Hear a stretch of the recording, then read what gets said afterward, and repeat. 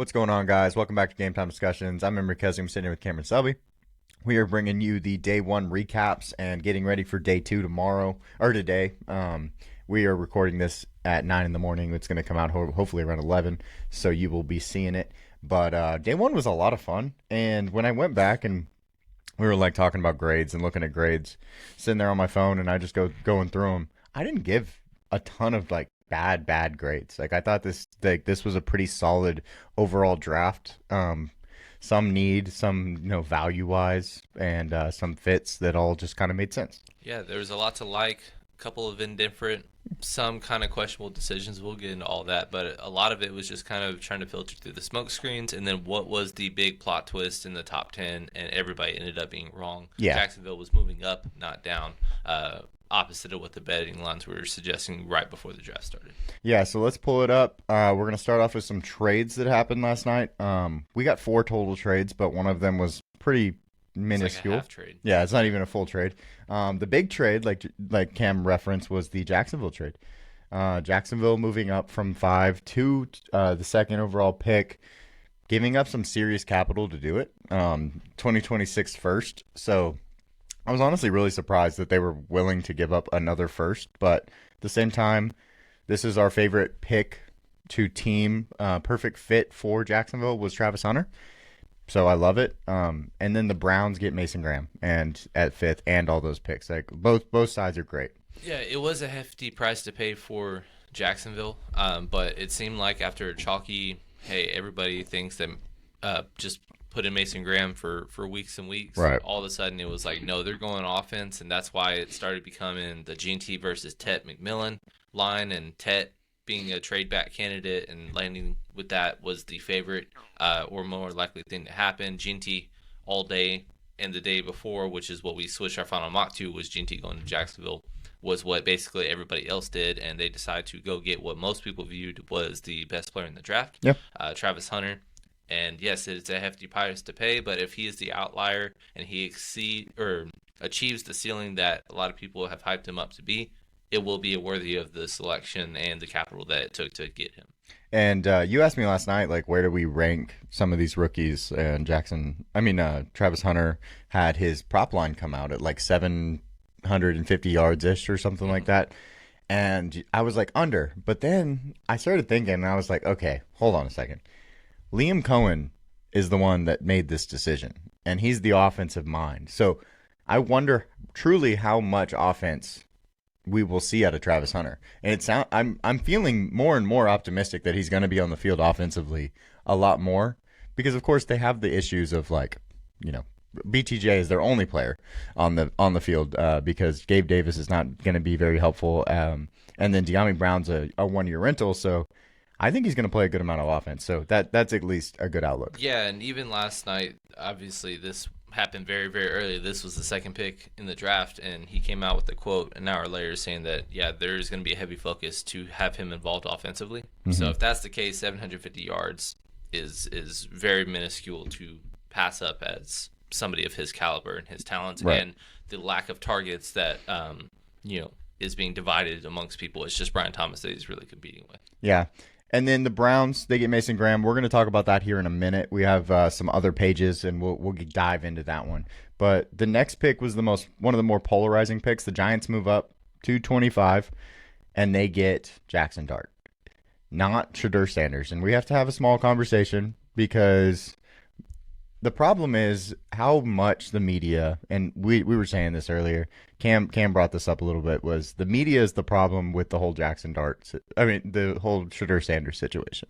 Like, they propped him up so high, and basically anywhere past the top 10 was such a big fall to everybody because of the fact that they were like, hey, he's going top 10. There's no way he's not, from basically January to mid-April. And then all of a sudden, oh no, he's going to fall to the first round, was what the betting odds were last night. Right, and with the Giants, it seemed like kind of leading up to it, there was kind of a line in the sand, not a hard line, controversial line, but just like a preference between like ownership kind of preferring a Shedeur Sanders, whereas the coaching staff and more importantly Brian Daboll was preferring Jackson Dart. And I appreciate the fact that the ownership stayed out of it and said, hey, this is, if you truly want to say that you're the guy to run this ship, we're going to go with what you want, and then we're going to figure it out later if this is not what ends up being the best interest for the New York Giants. So I don't mind it at all. A lot of people, I'm so happy we weren't listening to you wouldn't have had to listen to it, but I wasn't listening to the ESPN stream because it seemed like Mel Kiper just, instead of rising up or saying why this guy was taken at this specific spot, it was Shedeurs on the board, he should have been taken. And it's just like you're deflecting and you're taking away from the spotlight for something that for doesn't all need these to other be. guys and you're too. pushing your agenda where it's like at this point you're the only guy that is feeling this way. And I know Joel Klatt had a little bit of bias with his mock and big board as well because he's a Colorado alum and he did a lot of Colorado games. But at the end of the day, like, he was worthy of being, moved up 4. And Jackson. And there is no pressure to start right away, and he will eventually inherit a situation. I think that won't be the worst to immediately just jump into and be one of the best. fun. If you ask, like, if you're just looking at the teams that need quarterback, it's one of the best situations for sure. And then on the Houston side, obviously they were like heavy minus. I think he got to minus 350 to take an offensive lineman in the first round, and our top tackle Josh Simmons was still on the board. That's who we had mocked to. They decided to move back to the second pick of the second round, and get a couple thirds along the way as well. So they basically could go O-line for their first 5 picks, and we wouldn't bat an eye for it. That's kind of how bad and sorely needed it is to be fixed. So we'll kind of see. It's a wait and see with them, but they did get a decent amount of picks back just to move back 9 spots. Yes, and then the next pick is the Falcons. They go up and get James Pierce Jr. They pay a hefty price. The Rams are going to come out bandits on this one. We didn't grade teams that didn't pick a player, but if we had to grade the Rams, they're an A. Like, there's no question about it. Like, it's like they get a 2026 first rounder, and they kind of walk away with, like, all the capital. They don't even like picking in the first round. What does it matter? Like, they went through an 8-year stretch where they didn't have a first round pick between 2016 and 2023. They were just like, we don't need picks, and then infamously the blank them picks T-shirts and stuff like that en route to their Super Bowl. But yeah, they were just like, hey, we literally, the Rams were just all over the board. There was running back there was edge there, we had safety there, corner back there. Everybody just had no idea what to do with the Rams, and the Rams were like, hey, we'll figure it out later. And you got another first round pick next year just to move back 20 spots in a situation where it's just like, hey, we didn't have a whole lot of need, and it's a good value. Yeah. And on top of that, it's really important because they don't have a second round pick this year because of the Braden Fisk trade, which, we kind of regarded as, hey, Fisk, fine, but you paid 2 seconds to move up to get him. That was pretty hefty. I remember at the time when we were recapping last year. And so kind of combating that by getting an additional first going into next year, I think is a good makeup spot. Yeah, and then on the Falcons side, getting James Pierce in 101. We'll talk about them here in a second. They are going to make one of our other lists, so we'll get onto them in a minute. And then the Chiefs, they swap 31 and 32 with the Eagles. The Eagles move up to get Jahad Campbell. They give up 160. They give up a 5th rounder to move up 1 spot. I think the Chiefs win that deal. But because I think Jahad Campbell would have been there at 32, basically. Yeah, that's the biggest with thing. Philly, apparently there was a trade in the works to potentially move up to all the way to even 22. Yeah, and didn't get that kind of accumulated fast enough before the Chargers went ahead and picked Hampton. But with that being said, both of them picked top 15 guys on our big board at 31 and 32. And I mean, at the end of the day, you're giving an extra 5th round pick with the team with not a lot of needs just to get the guy you preferred. I don't really mind it one way or the other, but both of them grade out really well because of the guys they selected and the values they did. Oh yeah. Nope, I completely agree. It's ridiculous. The rich get richer at the back end of the draft, man. It happens, man. Let's talk about some of our favorite picks. Talking about some of these guys, and these are the guys that are going to get, the A's to us. And we didn't even talk about Kelvin Banks, but we'll bring him up later. He got got ridiculed, and I just don't get it. So there's some guys that are it really was kind of all over the board with some of the first round grades. That's why I'm not a huge grade guy, because even if we feel good and it's just like, I'm not giving you a bad grade for picking somebody that was lower on my big board if it's a decent fit. Like, yeah. Tyler Booker is not going to make our hates list, even though he was much lower on our big board. It's because it's just like, I understand it, and you have given us the benefit of the doubt to successfully pick offensive linemen in the past, so we're just going to defer to you and see if we're right or wrong. Maybe it's a Tyler Guyton situation, which we hated last year, or maybe it's a Tyler Smith, where it was like, I don't know, and it worked out. Yeah. But with Mason Graham, I saw like a C- for it, but it's like, you got an extra first and second and the second best player in the draft, at least for us. And if obviously that was higher than most people, but most people had him still as a blue chip top 4. Yeah, he was player. Still So a main guy in the draft. Getting a top 5 player in the draft and an additional first and second is a fantastic way of accumulating assets. They already had the number 1 accumulated amount of draft capital in this class, and that went up immensely. I don't have that ranking right now in front of me, but they start off tonight 2 of the top 4 picks to start the second round. So yeah, and there's a lot of good players. Like, okay, they did the perfect strategy for this draft. You want blue chip top 5 players, or you want mid-round picks. You don't want the picks in the middle of the first round. No, because those aren't the picks that are, valued that much in this draft. Well, they got the picks that mattered, and so that was a really cool thing, and that's why they're up here. It's a Cleveland, situation where they get the capital and they get the player that we love in general. And I don't know whether or not they would make our top 6 if it was just straight up, hey, they Mason just picked Mason Graham. Say that they were already at 5, they stayed at 5 and picked Mason Graham. It's good, but I don't know if it'd be a B. It would have been a B plus, but because of what happened in addition to that, that's why we love it so much. Yeah, because they still get Mason Graham. Right.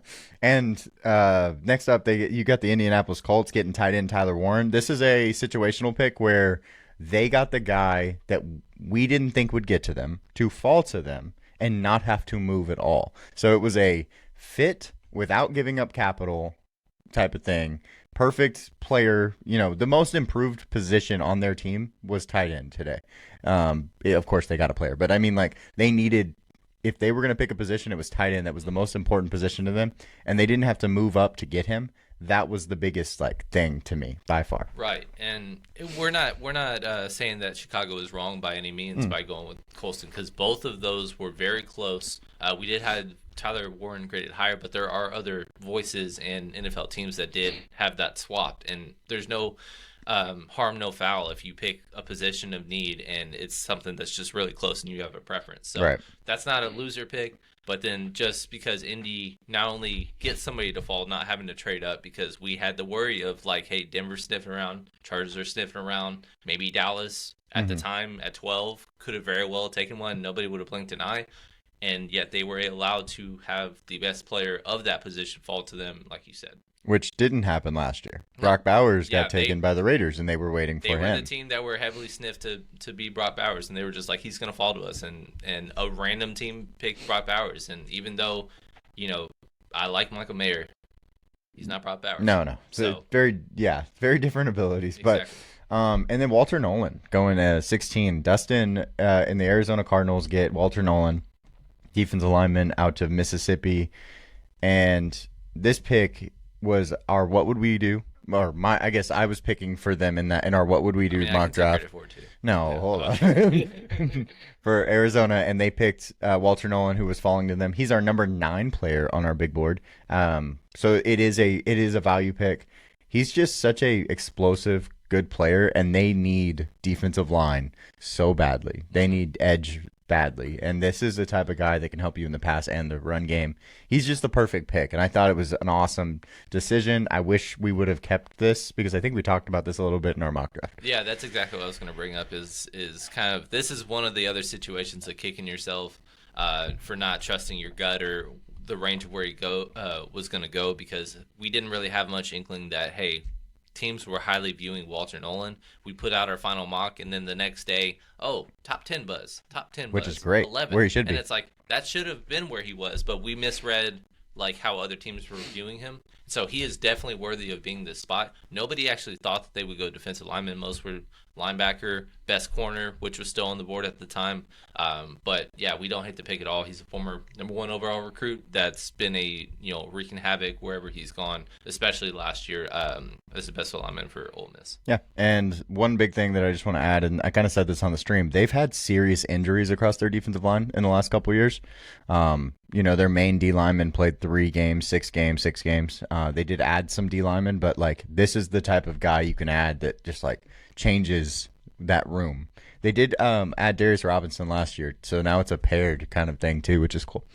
The next guy is cornerback Jahdae Barron going to the Denver Broncos. I pitched this when we were doing our mock draft, and it's because I don't think Denver needs anything, and they didn't really need anything at this point. So I was like, best player available on our board when we got to this point was Jahdae. Jahdae is, and I also was like, they need to upgrade their nickel. He could also play over Riley Moss if they want to do that. Just getting them a true playmaker that can kind of do everything. And that's why I thought Jahdae made a lot of sense. Well, apparently Sean Payton agreed with me. Instead of going with wide receiver, they went Jahdae. And I think it makes a ton of sense. So yeah, we really like the fit. And again, Denver sneakily doesn't have a ton of needs. We just put the wrong Longhorn there. Yeah, is what it came down to. But now they have 3 Longhorns with PJ Locke and Brandon Jones respectively, also on the roster as defensive backs, coupled with the best defensive back in football in Pat Surtain. So they're just kind of starting to get quietly loaded in a very, very tough division. So it's going to be really, really difficult to see how we end up ranking that division 1 through 4 when we do picks and predictions way, way down the road. But yeah, Denver is definitely not one to mess with right now. Denver is really good at taking BPA. Like Sean Payton does a really good job, or their whole office does a really good job of deciding BPA. So I've been proud of that. Fantastic offseason with the guys they've brought in. So yeah, a lot to like about Denver going forward. And they're going running back. Just get ready for it. It's coming next. So that'll be the next position I see. Quinshon Judkins might be a guy that goes there, which would be crazy. But let's talk about another running back that made it into the AFC West. Omarion Hampton going 22 to the Chargers. I think that I wasn't expecting this. So I think that's what was so cool about it was this is a pick that we hadn't really talked about. We think the Chargers needed defensive line. Well, guess what? Derek Harmon, Walter Nolan, Kenneth Grant, all off the board. Okay, well, they could go cornerback. Oh, the cornerback was on the board, but he's falling because of injury. Okay, well, how about running back? Omarion Hampton taking over. Going to be a top 10 minimum running back in fantasy next year. Just book that. And as long as he stays healthy, he is one of my favorite, like, dynasty backs. Like, you're 102 if you're in dynasty. Makes so much sense for Omarion Hampton behind Ashton Jeanty. If you're going to go Ashton Jeanty, you might go Omarion Hampton above that. This just makes so much sense. Their O-line's ready. They can maximize Omarion Hampton. The difference is the Raiders cannot maximize Ashton Jeanty with their current situation. It might have been the best situation for running back. Well, yeah, but him in general, just because you saw what they tried to do in the heavy touches, giving to J.K. Dobbins, and then obviously when he went down, it was just a committee because all they had was Gus Edwards, Hassan Haskins, and Kamani Vidal. But Najee Harris was signed on a 1 year, $5.2 million guaranteed contract, very small short-term deal that's going to maybe eat into some touchdowns early on, but in terms of being a dynamic back that's going to change how this offense can run, he is going to be a great and instant impact player. Yeah, this is such a cool like team to fit to player pairing that I wasn't expecting. Like there's some things you get excited about in the NFL draft, and this is that type of pick. Like, because there was a lot of stuff that moved around and did some cool stuff. Like early, we got the trade and stuff, but I was like, oh my gosh, like I never even thought of that, and it's gonna be awesome. Yeah, DJ Daniel Jeremiah was the only one that had a running back going to the Chargers, but he actually opted to go Henderson instead of Hampton. Which to me, if both are on the board, I think the preference would be Omarion Hampton. Well, maybe he had a Austin Eckler still on his brain from a couple years ago, but at the end of the day, we just love the situation for both parties in that. And DJ also has like certain guys in his ear that tell him stuff. So maybe Right. they were like, hey, And they like Henderson. there was legitimate buzz that some people viewed Henderson as RB2 in the 20s range over Hampton. So that's why Henderson rose to as much as a minus 210 favorite to go in the first. He ended up not. But at the end of the day, that's just kind of, he'll hear his name very, very early tonight. Oh, yeah. And then the last one is Kansas City moves back, gets a 5th rounder, and still gets a top 6 player on our draft board in Josh Simmons. Josh Simmons, if he comes back from his injury and is good, he is the best offensive tackle in this draft class. It just is what it is. He has the best film, and he's the most athletic Christian Darrisaw-esque mover, but even better than that. We've said it. It would have been a chalky lock that Josh Simmons would have been the 4th pick in the draft to the New England Patriots. Play the whole year, yeah. And nobody would have batted an eye. And like I said, or like M said, he is our 6th best player, and you also get extra draft capital. Just very savvy move by a savvy organization. Yeah, after not knowing how to address tackle for multiple years, they finally go, hey, let's just take the best tackle in the draft class. Right, and they've done some swings and misses in free agency. Juwan Taylor, we raved about how they get to move off of him next offseason. Jalen Moore coming in as a swing tackle, backup tackle prior, getting $15 million per over 2 years is a hefty price. But at the end of the day, long-term option now, at least one of the sides is solved in a big, big way. And, locking up Trey Smith, which we didn't expect this offseason, Creed Humphrey already being a top 3 center, you have great building blocks to just allow other average starters look even better because of the elite play that you could have from those 3 guys. Yeah, and try to find a guard. I'd expect them to try to find a guard since Joe Thuney left, but like that's basically they're a guard and a tackle away, and there's the tackle, so we're halfway there. Right. All right, let's go over to some least favorite picks, and that doesn't mean like they're there was a bad picks. This was These are harder just our to lower figure graded. out. Yeah. I mean, truly, we have some guys on here like Cam, and I'll let you do the ode too, but like Tampa Bay going wide receiver Emeka Egbuka. It was just we saw every defensive position more important than wide receiver. And that was the problem. It's not like, hey, this run of edges meant like nobody was on the board, so I had to go another direction. Yeah. Like our second best position need. It's like Jahan Campbell, which we loved and would have loved, was on the board. James Pierce was still on the board. Mike Green was still on the board. Both corners were still on the board. Safeties were still on the board. And it's just kind of like you went with a position which, yeah, of course, 2 years from now, Chris Godwin is going to look very different. Mike Evans may or may not even be in the league still. So, yes, eventually receiver would have been a fit. Eventually, Emeka Egbuka is going to be very serviceable. But spending the 19th pick was just kind of like, hey, this isn't necessarily a win-now move. But at the end of the day, they keep on winning the division at 9-8 or 10-7. So until they get knocked off, like they can just kind of keep on doing how they see fit. Yeah, and I think too, like with Tampa Bay, when you go up top to bottom, it was too chalky. Jahad Campbell was just too chalky, and we should have seen that writing on the wall a little bit, considering everybody. And he wasn't chalky, I don't think, in the actual mock drafts only themselves. Only one other person ended up putting him. But but everybody the whole offseason was like, this is the pick, and then we were like, okay, and we thought this was the pick. We really believed it. So them going a different direction, maybe we should have seen that writing on the wall a little bit. At the end of the day, even if you think, hey, wide receiver is a bigger need than you're making it out to be, it still isn't a top 5 need, and you took it with your first pick when your top 3 needs all could have been addressed. Yeah, absolutely. That's the only reason he's on this board. Well, I mean, Jade was still on the board at this point. If you were like, hey, Will Johnson's falling, we don't want him. Jade's still, going to 20 at the next pick. So that was another thing. Pittsburgh going defensive line, Derek Harmon. And look, it's not that we dislike Derek Harmon in like retrospective. Like Derek Harmon is much farther down our board compared to big boards. But if you're like, hey, what do they need? Sure, you could say D lineman. They need a new 3 technique. Loudermilk might not be the guy. Keanu Benton's there, but maybe he's not the guy. Let's get a guy in there like Derek Harmon. That's fine. You have no quarterback. You kind of painted yourself into a corner with this whole Aaron Rodgers thing. Mason Rudolph is your starting quarterback week 1. You brought in DK. You're going to not maximize that for sure. And then you didn't go quarterback here. So that's another thing we're going to have to talk about separate. And on top of that, you didn't trade back. You have no second rounder. That's the biggest thing. So you kind of needed to go quarterback here. just because you're going to have no second rounder to even try to do anything with. Are you going to move up and try to get rid of other picks from next year and stuff like that? Like, it's just, Either way, it was a whole thing. Either way, the whole situation is they're going to be in the same spot next year of being the heavy team that is too good to have a top 10 pick, and you're going to. Is Aaron Rodgers going there? Like, Well, so the only report that has come out is that they gave him a hard deadline of, hey, we need to know your answer 48 hours before the draft, and apparently they know that decision, but it's not public right now. I see. If you want to say that they passed on Shedeur, so it's like, oh, that infers that Aaron said I'm sold, sure. But if not, a Kirk Cousins could be a serviceable, year. But either way, all of this stuff is going to be a rental. There is no long-term plan right here. So it's a very kind of puzzling decision.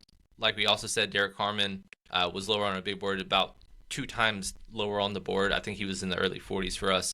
And then on top of that, a lot of people that we loved were falling due to medicals. Well, he also had medical concerns, but he got drafted a little higher than what some mocks were having him at the end of the day. So it was just kind of a bunch of things, but we understand why Pittsburgh went the way they did, at least defensively, to fix that need. I just think that there was so much more of a pressing need to do other things. And if you weren't going to go Shedeur, trade back. And at the end of the day, I don't know if you would have gotten Derek Harmon at 28 or maybe 34 where the Giants were sitting, but it would have been in a better spot.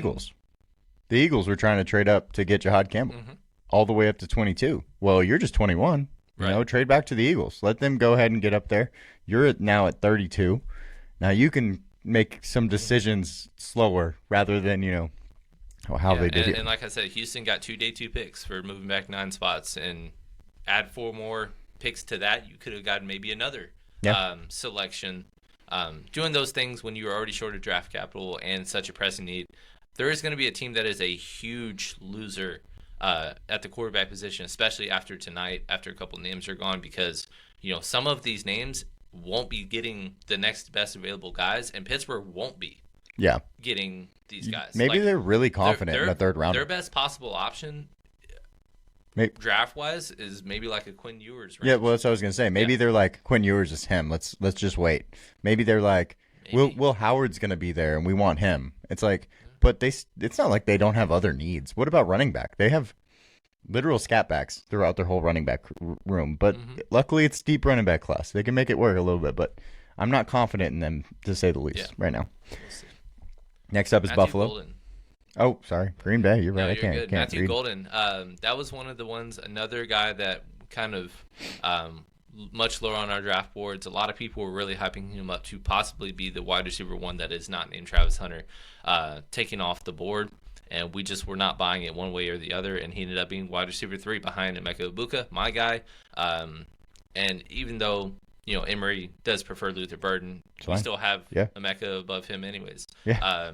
The problem with Green Bay is that this is the first time that they have addressed receiver in 23 years in the first round, which is awesome because it's a new regime. However, it doesn't kind of fix what was necessary.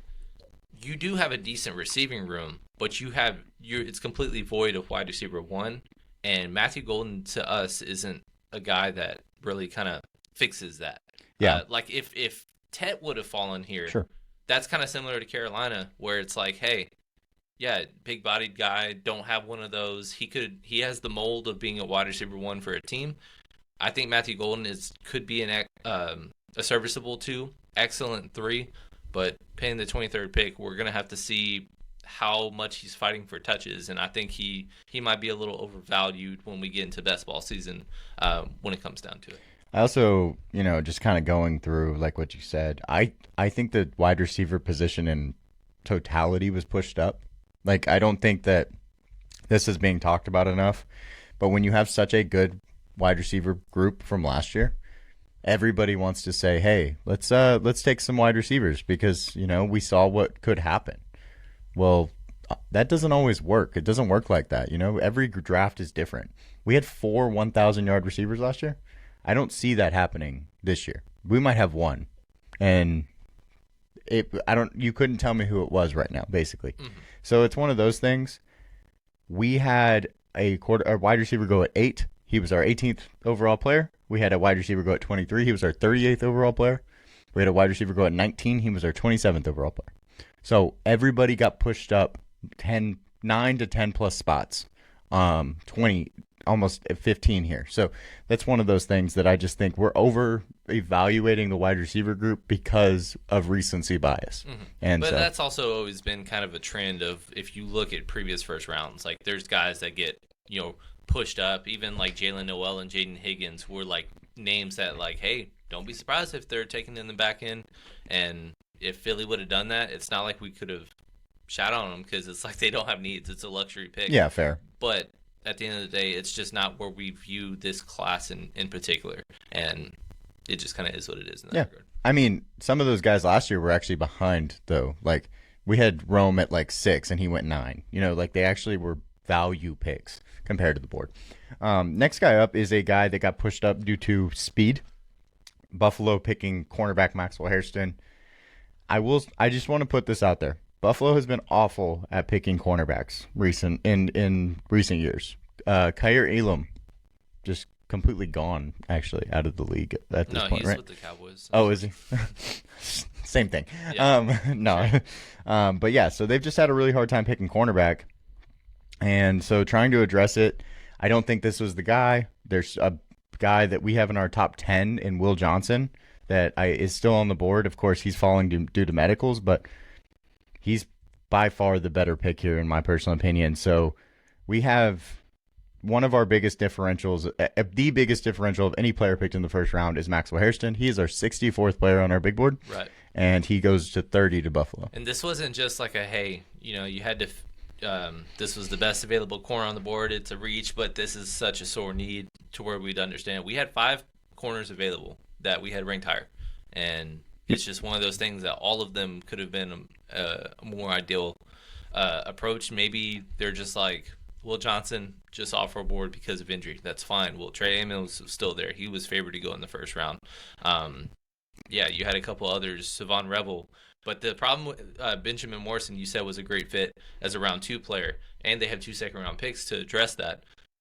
But the problem with this position in particular is that so many of these top prospects, again, we've said this so many times, coming off of down or injured seasons, and with Maxwell Hairston blowing out the combine, nobody else really did anything at the combine. That's what really rose him into the first round, and so we're just kind of a little puzzled at the moment because of that. Yeah, speed has overdrafted players many times, and I think that's kind of what we're seeing here. Atlanta, we said we'd talk about them again. There was a trade that we talked about with them, giving up some serious draft capital. They go double edge or inside linebacker edge, depending on how they want to play Jalen Walker, off-ball linebacker. And Jalen Walker is much lower on our board. If these 2 picks were swapped and you had James Pierce going at 15 and Jalen Walker going at 26, it would be a lot more okay with us board-wise. So it's not that. It's them going and picking these 2 guys and also giving up the draft capital that they had to do it. It's the totality of the picks. Yeah, that is the situation. It's spending 3 first-round picks on 2 guys. Yeah. And at least we did have James Pierce higher. If you had, based on value or how we view our big board, if you flip these 2 guys, yeah, it makes more sense value-wise. Obviously, that wouldn't have happened in real life because a lot of people had Jalen Walker as a top 10 prospect. But our problem with him and why we have him so much lower, he is too positionless, and he doesn't have the size to combat that. A lot of people, if you want to say linebacker, Jalen Walker, they drafted him to be an edge, and he's 6'1", 240. So he doesn't have the size to do so, and it's not like he again, I brought up last night about Isaiah Simmons, how he was a similar positionless guy that blew the combine out of the water a couple years ago, top 10 pick. He could play safety, he could play nickel, cornerback, edge rusher, all of it, and he couldn't play any of it, and he had the size and the athleticism. Whereas Jalen Walker, he doesn't have the size to do so, so we're a little puzzled in that regard. James Pierce, we like him.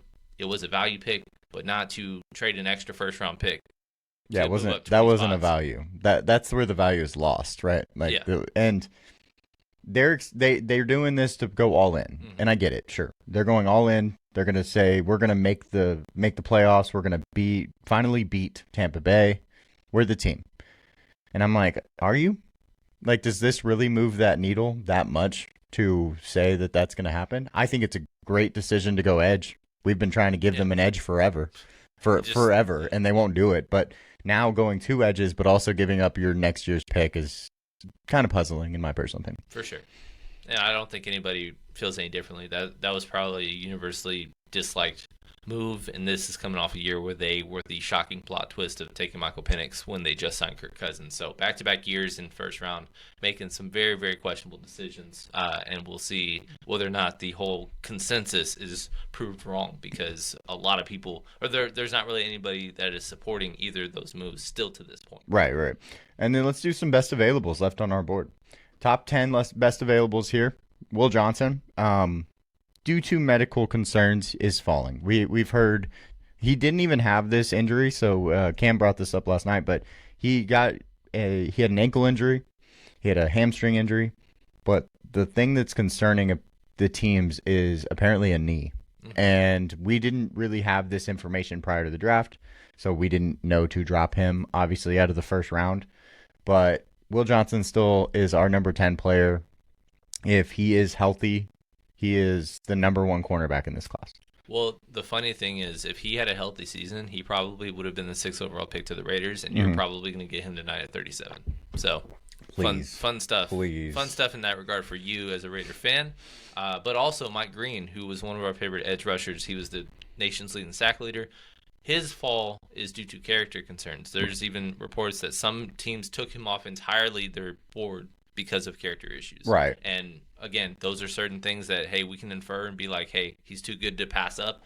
But not all guys can just overcome just purely based on talent character concerns. So you need good locker room guys, and he fell to the second because of it. There were a lot of edges picked before him, but even Donovan Ezeraku, who fell as well, he was right behind him in terms of sacks and production. I haven't really heard anything about his character issues or concerns, so I wouldn't even be shocked if he was behind him as well. Yeah. And I think, just talking about, I didn't know Mike Green had this serious of character concerns, because we heard about James Pierce's. Mm-hmm.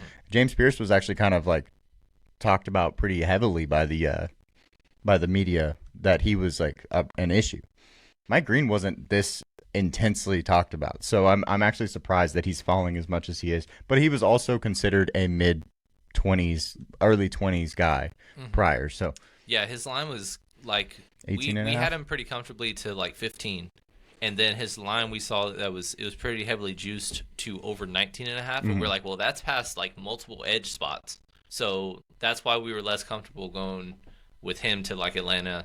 I think we ended up putting him to Cincinnati, or Cincinnati is what we ended up deciding on our final mock. Cincinnati was So, and which was because Shamar went to Atlanta as well. Right. Yeah, that's right. Yeah, fair. So, but Mike Green, he did have a sexual assault allegation, in high school, and then also at Virginia. But, that's kind of, I think, truly the concern. If there's been nothing since, I don't know. There's been worse things that have been done, and people are still in the league thriving because of being allowed to still be here. But you don't want to take those kind of allegations lightly, though, because if he was truly, I just don't know is guilty, the problem. It's just we don't have enough information, so we can't talk about his character concerns the same way as someone closer. But it's very telling if he falls even past we're at the end of the third round and he's still on the board, then that's a serious hey, something else is going on.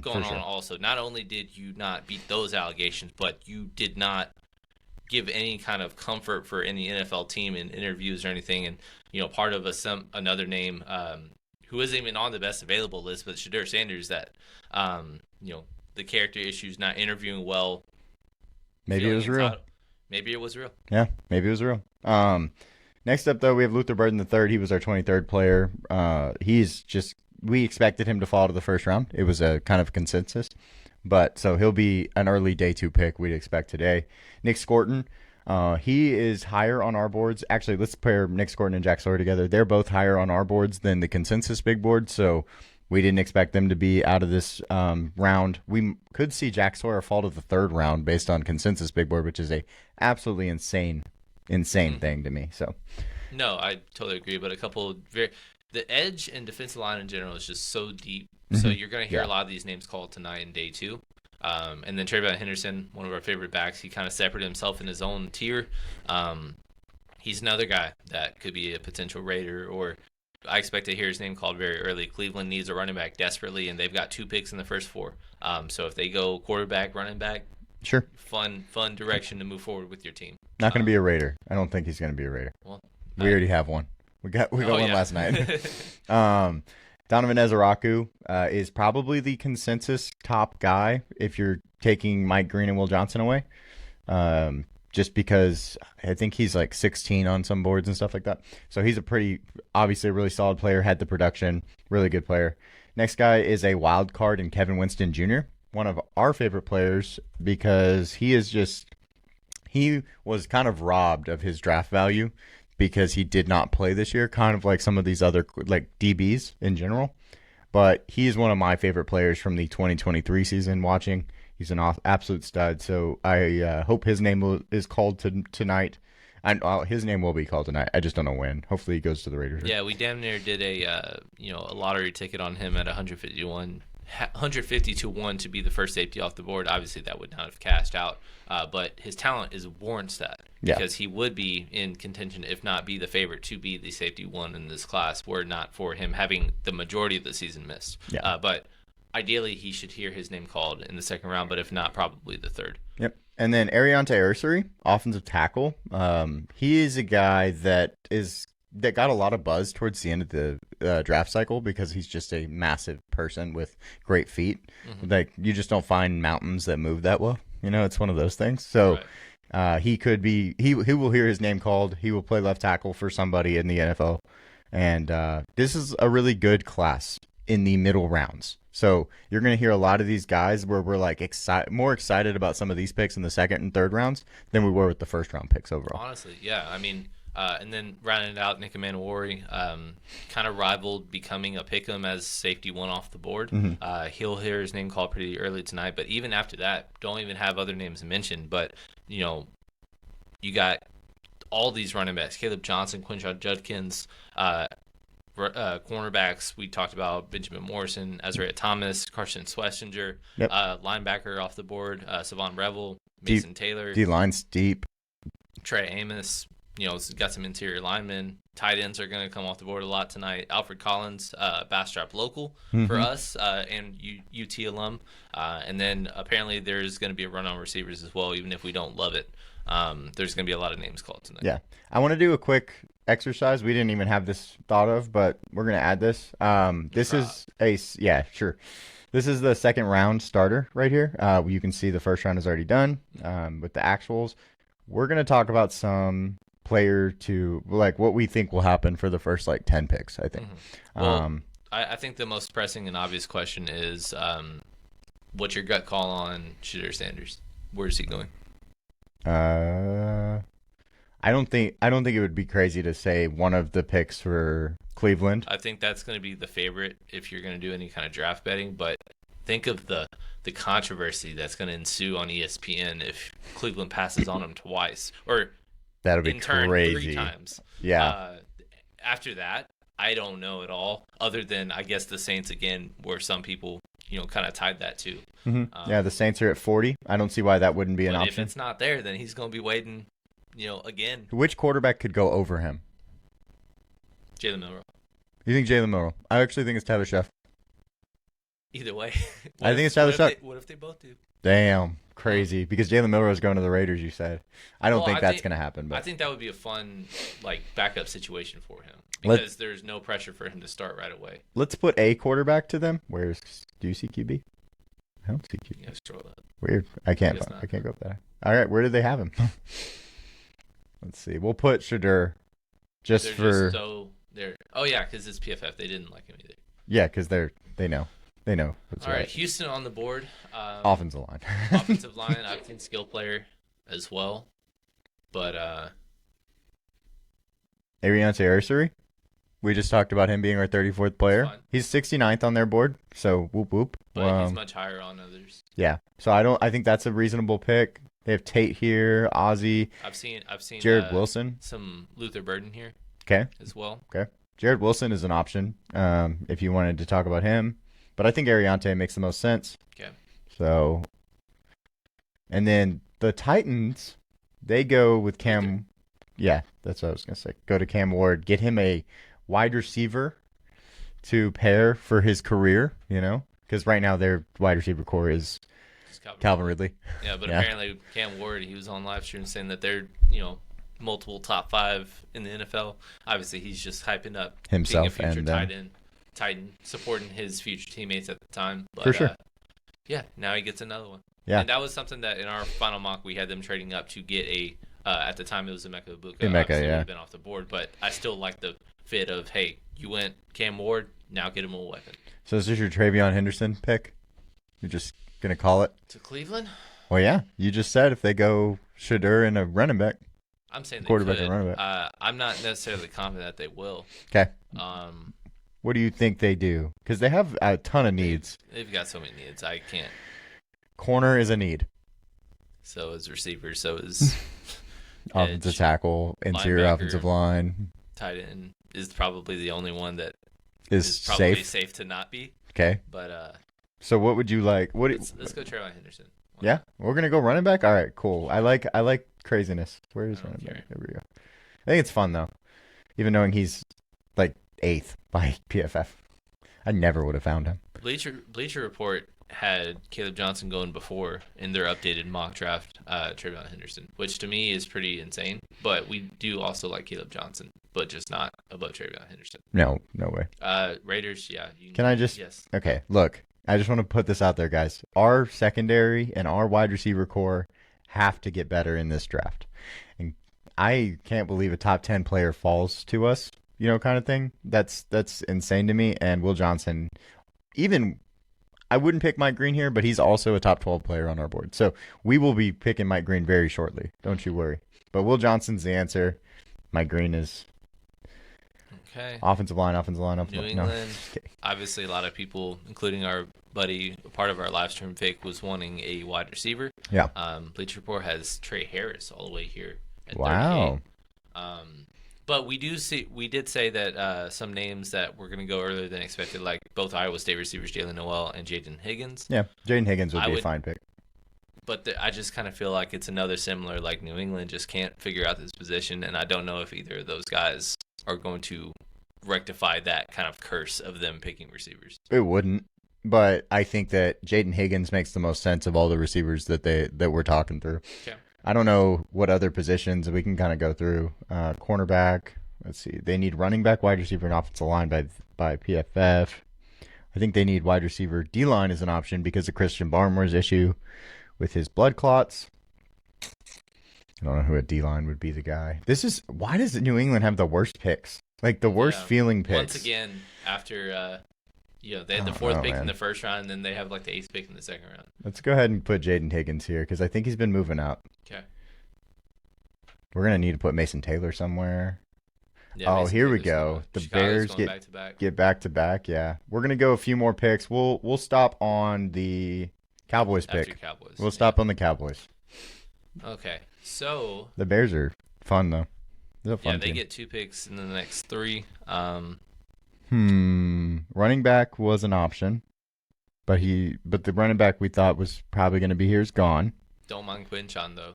Yeah, still fair. Draft the hell out of him in Dynasty. I think I'd rather do that at 41. Well, yeah. I mean, he won't be a Saint, so. But Right. I'm just spitballing the possible needs. Nick Emmanwori. Can you still haven't just take Mike selected. Green? They need edge. Sure, They need edge. Like that's fine. Dio, Odeigbo, and Montez Sweat are the only edges that I think are legit on the team. Mm-hmm. So going Mike Green, golly, Scott, Jesus. Yeah, that's the move. But we also haven't put off Ezraku yet, right? Mm-mm. So, I mean. They could go there too. They could go there at the 41st pick. Just get both of them. Well, what are the Saints doing? Corner? Corner. The Saints are a little bit harder because they could go quarterback. Team with a ton of needs. Could go quarterback still. The But thing I just don't know who they would go. I expect in the first 10 picks of the second round, at least 2 quarterbacks to be taken. I think movement is going to happen. Well, but I just don't know where or early how. in the second round, there's always movement. I think there was like 3 trades last year Mm-hmm. at the start of the second round. Corner. But Shedeur for sure, and then either Tyler Shaw or Jalen Milroe at the minimum are going in the second round. So Darius Alexander, which I think makes sense. TJ Sanders probably isn't going that high, but Darius Alexander would be my pick if it was D-line, because I think they need D-linemen. They did. Who'd they go in the first round? Am I blanking? Kelvin. Oh, yeah, they need D-line, because we had Michael going there originally. They could go Donovan, I guess, if they wanted to. Put Ezeraku. You want Ezeraku? Yeah. I think that's fair. He's the best value, probably, on the board. Okay. Bears, again. Running back already. Probably. We could go Quinchon. Here. We could go Kevin Winston. Wouldn't really have. Oh, Nick Warrior's on the board. Put him in Nick Warrior. Yeah, because, like, I know that PFF hates him down here at 67, but. No, he's not going that late. So. His ADP. You get Mike Green and Nick Warrior in the second round. It's good stuff right there. Either way, it was going to be hard to screw up with the 10th pick, 39th pick, 41st pick. If in this draft, for sure. For sure. They're going to get, a minimum 2 first-round, caliber players, maybe even a third, depending on how many quarterbacks are taking this early. Yeah. Mimbu went here. I had my favorite way to do the Jets was Mimbu in the first round and Mason Taylor in the second round. Mason Taylor was my perfect fit for the Jets. So I don't know if you hate that, but I think it's a fun way of doing their picks for sure. Because can't scoff at tight end going in the second round if we had him going tight end in the first round. Yeah. And apparently PFF also hates Mason Taylor, who's 73rd on their big board. Mm-hmm. I love you, Trevor Sycamore. I love watching your videos, but sometimes. All right. Let's see. This is what did they do in the first round? They went Michael. San Fran. San Fran, yeah. Corners in need. Trey Amos is there. Yeah, corners in need. Let's see. Ezra Thomas. I'm trying to get all of them. Corner. D-line, they went with Benjamin Morrison. I think Trey Amos is the preferred right now. Okay. So I'm not against going him here. Then let's go with Trey and then see what Dallas has to inherit. This is going to be another one where, hey, everybody wants wide receiver, and they're not going to pick wide receiver. I think the only skill player that they would go in the second round would be running back, but both of the ones that I think would be nominees are off the board. Yeah. Are the Ohio State guys. So I think Quinchon's still on the board. We didn't pick him. We ended up. So I'm not against that. Okay. Sneaky. What about thought of D-line? Yeah, I was going to say D-line is probably what I would think of off the rip. It just depends. Darius Alexander here would be a ton of fun. Yeah, as a Cowboy. That's the name I was thinking about. As a Cowboy, I think that would be a lot of fun because he's just gonna really, Mozzie Smith. That's your upgrade right there. Or TJ Sanders, both. But I think Darius Alexander feels more like a Cowboy here. Okay. All right. Let's put him in. That's all of them. Call it a day for now. Heck yeah. All right, we'll recap real quick so everybody can see what we kind of possibly could think. We didn't do this. It was very impromptu. Sure, Sanders to the Browns to get their quarterback. Ariante Ursary. Texans have to get offensive line. Luther Burden getting his comparison or his teammate running mate with Cam Ward. Travion Henderson just putting more offense for the Browns. Will Johnson, hell yes, dude. That would be so cool. That would be so cool. The Patriots have the hardest pick of the second round, of course, and it's Jaden Higgins. Mike Green and Nick Warrior go to the Bears, and then Donovan Ezeraku gets sandwiched between them. All good picks. Wow. A lot of good ones there. Mason Taylor to the Jets, one of our favorite perfect fits. Trey Amos going to the San Francisco 49ers because they need corner, and Darius Alexander to the Cowboys. Love that. That's a fun one. Hell yeah. All right, well, let me stop sharing. We appreciate y'all hanging out with us. We're going to do one more of these videos tomorrow after the second round ends, and then you will have all the information after that for your teams. The drafts will be over on Saturday, and we will do a full recap of everything, grades, and everything from there. Right, and I think we're kind of due for a power ranking coming up. So maybe after this draft, that'll be a possible idea to kind of do our one and only offseason power ranking going Way into early. because after this there's nothing through now in training camp, which is about 2.5, 3 months away. But we appreciate you guys tuning in. If you hung out with us last night, we can't thank you enough. It was a blast from both of us. But we can't wait to have future conversations with you guys, move forward, and hopefully our teams don't screw it up tonight. Yeah, Will Johnson's on the board. Please, Raiders, just do what you do it. Just do it. Yeah. All right, guys, we appreciate it. We'll see y'all later.